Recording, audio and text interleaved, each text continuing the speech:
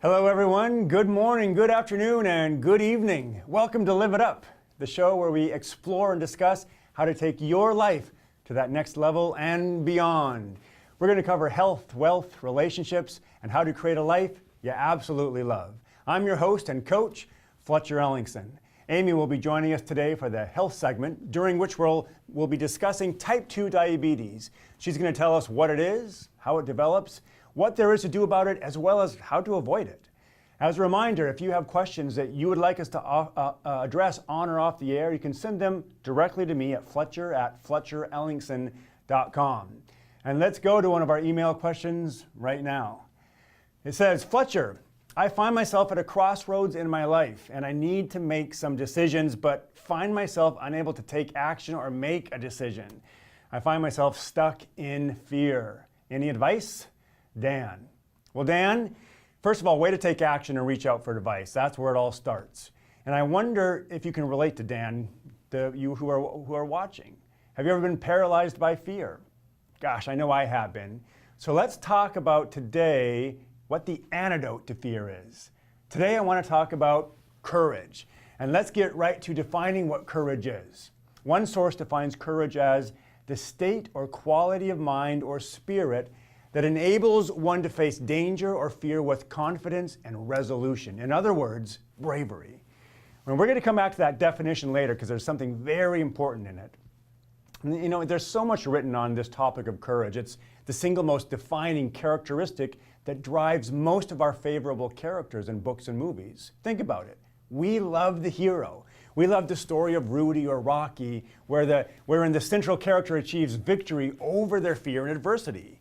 And there's a wonderful quote that states, courage is not the absence of fear, but rather the decision that something is more important than fear. I love that, don't you? And if you ever watched Game of Thrones, there's a scene where one of the main characters asks his father, can a man still be brave if he's afraid? To which his father answers, that's the only time a man can be brave. And doesn't that make sense? Consider it.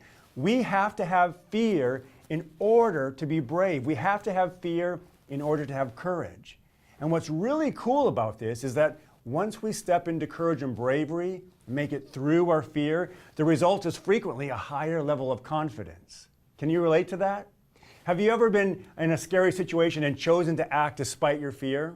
You see, courage and courageous actions build confidence and certainty. There's a quote that I love from Anais Nin, and that says, life shrinks or expands in proportion to one's courage. Isn't that beautiful? Now, usually when we talk about courageous people, we imagine the tales of people demonstrating heroic feats, such as the tale of Rosa Parks, who stood up for civil rights by literally sitting down. Or we may recall tales of those in the military who risked their lives to protect. When I think of bravery, I see the image of the individual student who stood in front of the line of tanks in Tiananmen Square. Or I think of Dietrich Bonhoeffer standing up to Nazism, or Socrates standing up for his ideas. What is it that propels us into or has us avoid danger and fear? Good question. Well, it comes down to the stories we have in our head and which story we choose to focus on. Some people might focus on the story of ending conflict and achieving peace. Others may focus on a financial gain or focus on saving a marriage or a life. You see, the stories in our heads propel us into action. And we're faced with opportunities daily. So my question to you is, what would it look like to step into courage? Well, it might look like speaking up and risk being unpopular or feeling foolish, but doing it anyway. It might look like asking for help even though you're terrified that you're going to look weak. It might look like saying no, because maybe you're the person who always says yes, because you're afraid of upsetting someone. It might look like asking someone if they need help. What would your life look like if you were more courageous? What effect would it have in your family, your career? Would you reach out to more clients, ask more questions? Would you ask for a raise? Or would you start your own business? What would happen if what would happen to the trajectory of your life if you stepped into courage? So, how do you do it, first of all? Well, you decide. Okay, then what? Well, let's revisit the definition of courage. Courage is the state or quality of mind or spirit that enables one to face danger, fear, with confidence and resolution. So the important thing to note here is that it's a state of mind. And how do we change our state of mind? Well, there's three things. You change how you feel or your state of mind by changing your physiology, how you stand, right? Your physical presence, how you stand, how you breathe, how you move. And then you change what you're focused on. And focus your mind on the empowering part of the story in your head, right? How good it's going to feel when you step into action and get the result you want. Then you change your language. Change your language from I can't to I can. From I can't to I must. From I'm scared to I'm brave. From I'm a victim to I'm a victor. You see, once you're in the proper state of mind, you'll be then prepared to take action. Remember, life shrinks or expands in proportion to one's courage. So Dan, focus on the part of the story that's going to inspire you. Then change your physiology, then change your language. Tell yourself you can do it and must do it, and then step into action. You can do this. I believe in you. All right, it's time for a commercial break. But next up, we're going to be talking with Amy, who's got some important information to keep us healthy. We'll be right back, so stick around.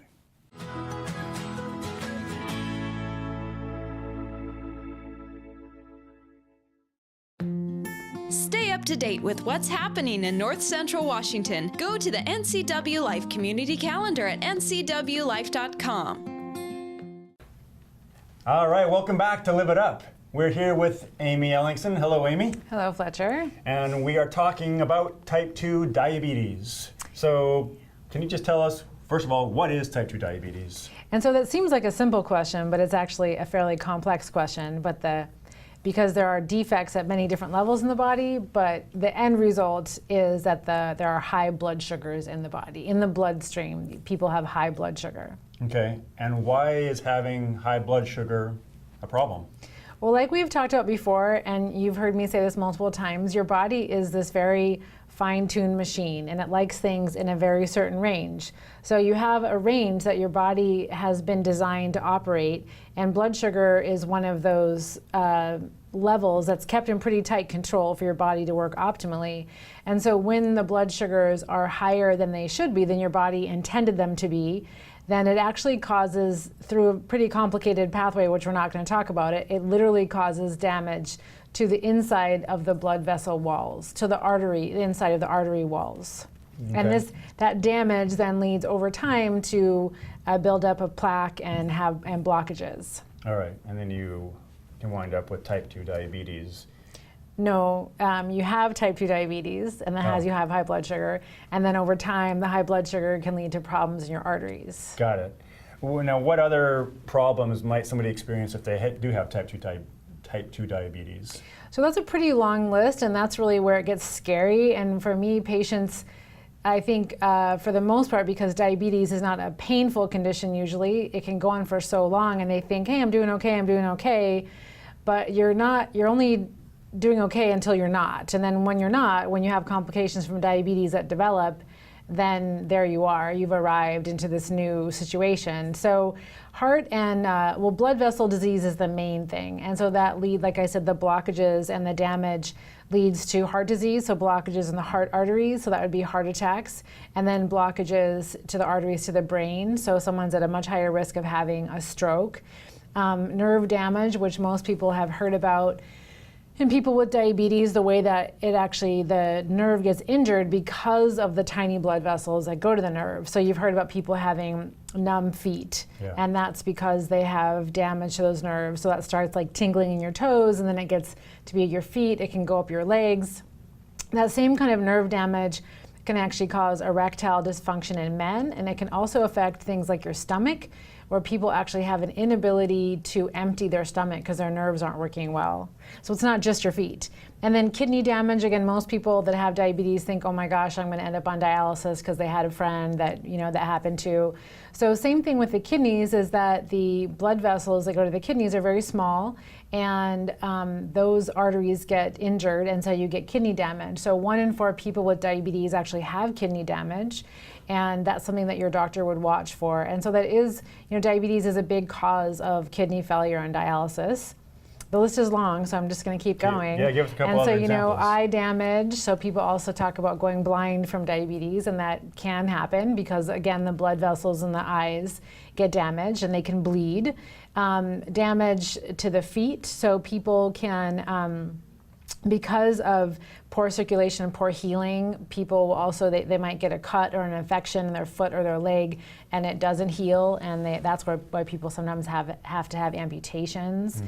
Hearing impairment, again, because of the blood vessel and the blood supply, and then Alzheimer's disease. So we really are finding a bigger connection between having type 2 diabetes and developing Alzheimer's. We don't entirely know why that's the case, but that definitely also seems to be a link or a problem. That is a scary and disturbing list. It's a really scary and disturbing list. And the thing is, most people feel just fine for so many years that it seems innocent enough. But to the doctor that's caring for that patient, I kind of know what's possible and know what's coming if they don't take good care of themselves. So they could have diabetes for quite some time and not have any of those symptoms, and then suddenly they come back and they're like, hey, this is acting up, right? And yeah, I mean, not necessarily acting up, because it'd be like a heart attack or a stroke, or all of a sudden their kidneys aren't functioning well. Got it.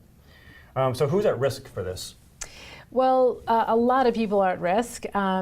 Being over age 45 puts you at risk. Being overweight puts you at risk. The more fatty tissue that you have in your body, then you become a bit more insulin resistant and have inflammation. Also, people that tend to have fat distributed in their body a certain way, so having kind of belly fat puts you at a higher risk of having diabetes, and you have the body type that's going to go towards diabetes versus having more fat stored in your hips and thighs. Being inactive really puts you at a much increased risk of having type 2 diabetes, so being physically active is something that's really important. A family history greatly increases your chance of having diabetes, so if a parent has diabetes or if both parents have diabetes, you have over 50% chance of having diabetes yourself if both parents. So if if your parents or your brother or sister have it, it's really important to get tested. Race, also there's an increased risk of type 2 diabetes in Hispanics, Asians, American Indians. They tend to have, and African Americans, more diabetes than Caucasians. And then the last one would be if you had diabetes when you were pregnant, that also puts you at risk, about a 30% chance of developing diabetes if you had diabetes when you were pregnant. Okay. That's a lot of information. It is. Diabetes is a really big topic. Yeah. Well, maybe we should take a commercial break, let people digest some of that. Let that absorb, yes. Yeah. All right, we'll take a quick break and be back in a few.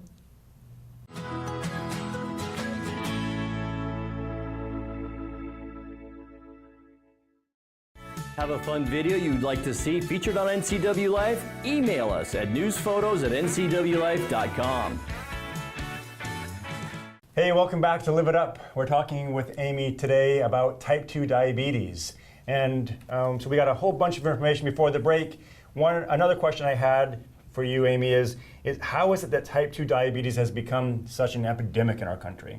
Well, there's some things that we still don't know that we're looking into that are, we don't know the full story, but it has become an epidemic, and the thoughts as to why that would be is a decrease in physical activity. People are less active. They're less active in childhood, and then that sets them up at risk of having diabetes even as a young adult. We're seeing a huge increase in numbers in children and young adults.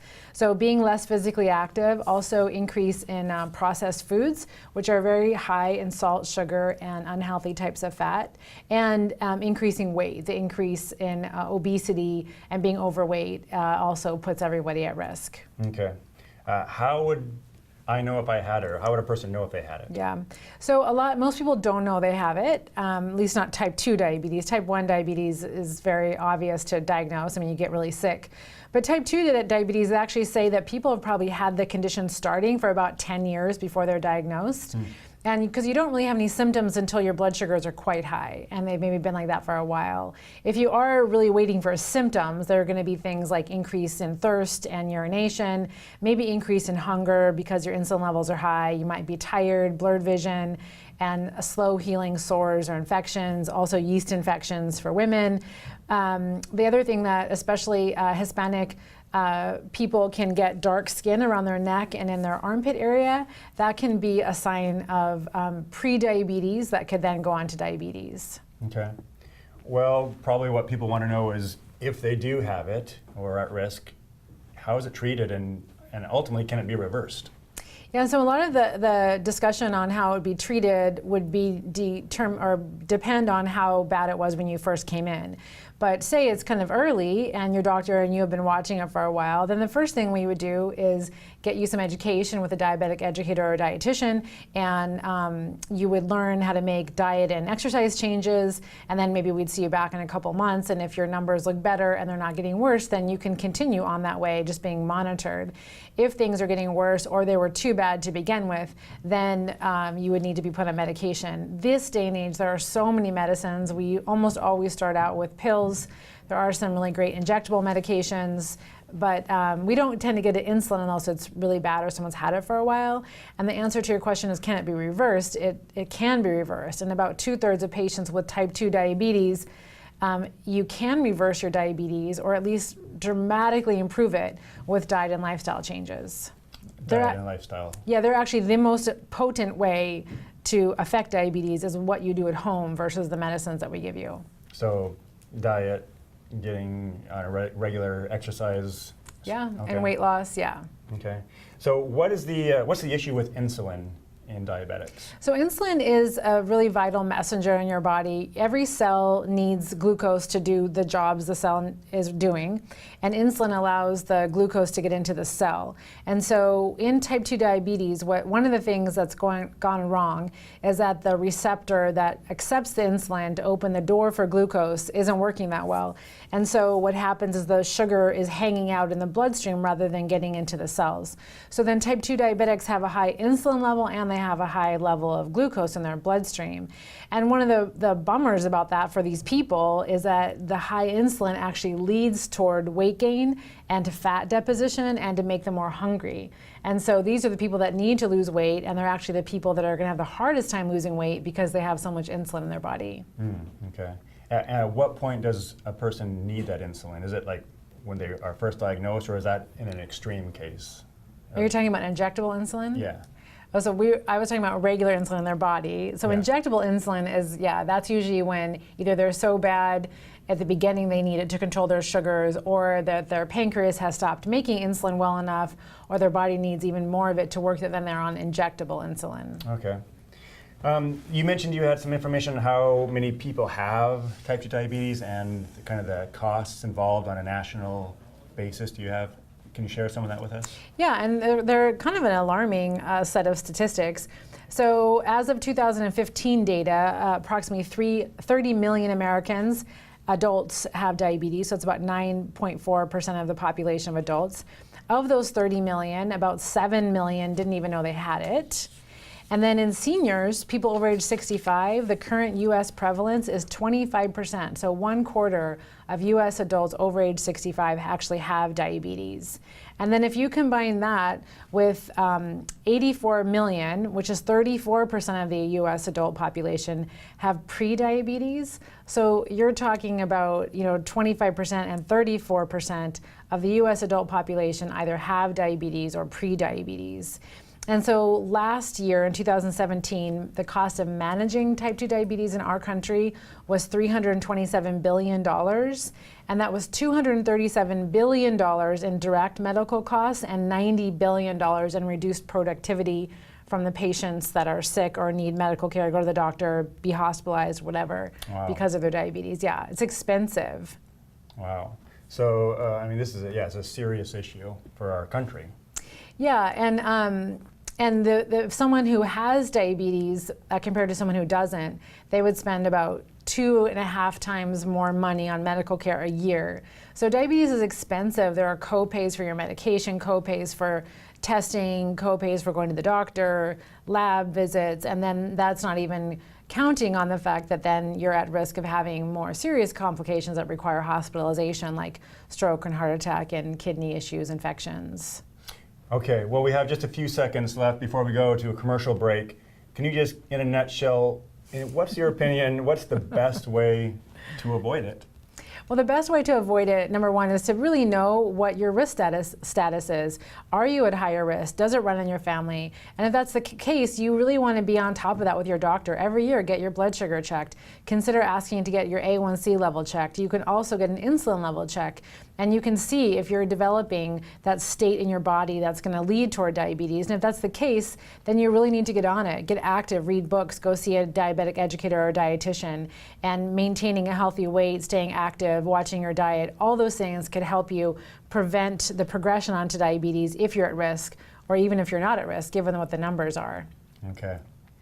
Again, lots of information to digest. We'll take a quick commercial break, and we'll be right back.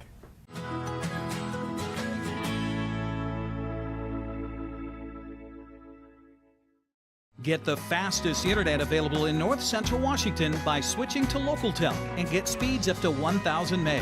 Call 888-8888 today or go online to localtel.net. All right, welcome back, guys. So what I really want people to know, like every time I talk with you on the show, is that wellness is available to you. So taking ownership of your health, feeling empowered, getting the education you need, working with your doctor, finding a doctor that you like working with, and having the knowledge so you can know what steps you need to take so you can have vitality, wellness, energy, and health, and not have to be in the doctor's office all the time or in the hospital. So I hope you learned a lot today. All right, guys, it's time to get out there, be a source of kindness, be a source of contribution. You matter, you have worth, you have something for this world, and we believe in you.